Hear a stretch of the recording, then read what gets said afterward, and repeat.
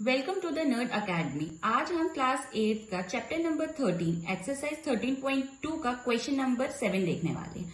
A batch of bottles were packed in 25 boxes. बोला एक bottle का जो पूरा पैच था वो हमने 25 बॉक्सेस में किया with 12 bottle in each box. एक बॉक्स के अंदर 12 बॉटल पैक की गई हैं। If the same batch is packed using 20 bottles. बोला अभी 25 अपन इसमें 20 बॉटल्स रख रहे थे, अब 12 बॉटल्स रख रहे थे, अब वहीं पे हम 20 बॉटल्स को पैक करेंगे। तो बोला कितने बॉक्सेस लगेंगे? अगर हम 12 बॉटल रख रहे हैं तो 25 बॉक्सेस लग रहे हैं। 20 बॉटल्स रखेंगे तो कितने बॉक्सेस लगेंगे? तो हम नंबर ऑफ बॉटल्स देख लेते हैं कितनी पैक कर रहे हैं। तो उसके लिए हमें नंबर ऑफ बॉक्सेस कितने लग रहे हैं। ठीक है, अगर हम 12 बॉटल रख रहे हैं तो 25 बॉक्स लग रहे हैं। बोला 20 रखेंगे तो कितना रखेंगे, उसे हम एक्स मान लेते हैं। ठीक है, इससे क्या पता चल रहा है, अगर जो हमारी जो बॉटल है, बॉटल्स देखो पहले 12 थी अब 20 हो गई, ये इंक्रीज हो रही है। ठीक है, तो जो नंबर ऑफ रिक्वायर्ड बॉक्सेस है वो डिक्रीज होंगे। 12 थे तो 25 है, 20 है तो कम होंगे तो नॉर्मल सी बात है ना। तो उसका मतलब है ये डिक्रीज हो रहा है, मतलब ये इंक्रीज हो रही है और ये डिक्रीज हो रहा है, मतलब they are in inversely proportional. ठीक है, अब ये कंडीशन फुलफिल हो गई तो इनवर्सली प्रोपोर्शनल की कंडीशन क्या होती है, x1 into y1 equal to x2 equal to y2।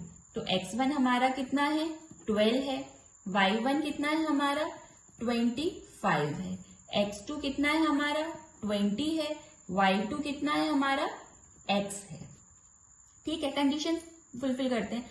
12 into 25 equal to x2 कितना है 20 इंटू y2 कितना है, हम x ले लेते हैं। तो x इक्वल टू क्या लिखेंगे हम, 12 इंटू 25 अपॉन 20। 5 5 जा 25, 5 4 जा 20, 4 1 जा 4, 4 3 जा 12। तो x इक्वल टू कितना आएगा हमारा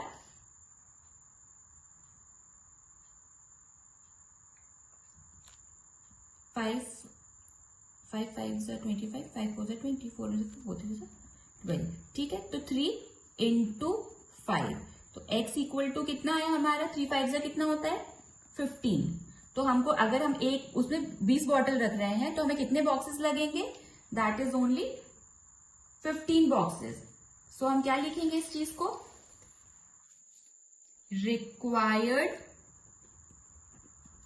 नंबर ऑफ बॉक्सेस कितने हैं, 15, अगर हम एक बॉक्स में 20 बॉटल भरते हैं। Now moving toward the question number 8 of this exercise, a factory require 42 machine to produce a given number of articles in 63 days. बोला हमको जितना रिक्वायर्ड नंबर ऑफ आर्टिकल्स चाहिए तो हमें 42 मशीन्स लग रही हैं 63 डेज के लिए। Of how many machines would be required to produce the same number of article in 54 days. बोला सेम नंबर ऑफ आर्टिकल्स निकालने के लिए हमें 54 डेज के अंतर्गत के लिए कितनी मशीन्स लगेंगी। ठीक है, हम देखते हैं क्या बोल रहा है क्वेश्चन। तो नंबर ऑफ मशीन्स कितनी है और नंबर ऑफ डेज कितने हैं।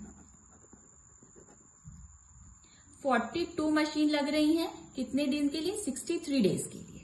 ठीक है, पूछा 54 डेज में हमें सेम नंबर ऑफ आर्टिकल्स चाहिए तो कितनी मशीन लगेगी, तो हम इसे x मान लेते हैं। अब देखो हम नॉर्मल बात है, अगर हमारे मशीन हम बढ़ाएंगे, ठीक है, मशीन बढ़ाएंगे तो हमारे नंबर ऑफ डेज डिक्रीज हो रहे हैं। यहाँ पे जब नंबर ऑफ डेज डिक्रीज हो रहे हैं तो ये किसकी कंडीशन फुलफिल कर रहे हैं, इनवर्सली प्रोपोर्शनल की। तो इनवर्सली प्रोपोर्शनल की कंडीशन क्या होती है, x1 इंटू y1 का मल्टीप्लाई करें तो क्या होता है x2 इक्वल इंटू y2। तो x1 हमारा क्या है 42, y1 क्या है हमारा 63, x2 कितना है हमारा x, y2 कितना है हमारा 54।